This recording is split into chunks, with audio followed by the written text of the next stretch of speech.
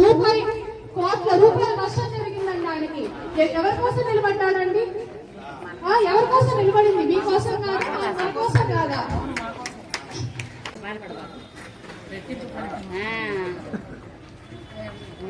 అయినా కూడా మీరు భారత్ ప్రభుత్వం ఏం చేయలేరండి.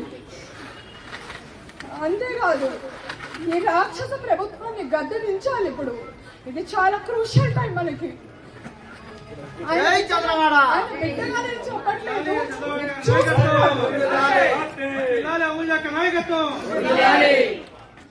ఇప్పటికీ కూడా వాళ్ళు దాడి ఆపలేదు అంటే రేపు ఎలక్షన్ రోజు కూడా వాళ్ళు దాడి చేయడానికి రెడీగా ఉన్నట్టు సంకేతం ఇది.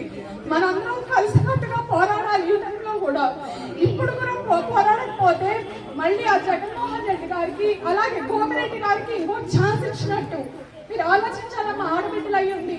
మనం ఒక నిండు ప్రాణానికి ప్రాణం పోసే శక్తి దేవుడు మనకి ఇచ్చాడు. ఎవ్వరూ భయపడద్దు, ఎవరికి భయపడే అవసరం లేదు.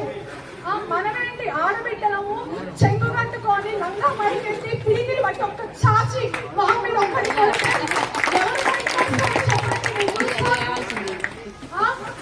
మేము డాక్టర్స్ వృత్తిలో ఉండి పేషెంట్స్ నాడి పట్టుకొని వైద్యం చేసే వాళ్ళం. ఈ రోజు రోడ్డు మీదకి వచ్చి ఇంత దారుణంగా అంటే ఇంత ఆవేశంతో మాట్లాడుతున్నాం. మా కంట నీరు తెప్పిస్తున్నారు. ఎందుకు ఆలోచించండి ఒకసారి. ఏదో ముందుగా ఈ రోజు మేము పార్టీలోకి వస్తున్నాము, మళ్ళీ రేపు సాయంత్రం ఎవరో కూడా వస్తాడు.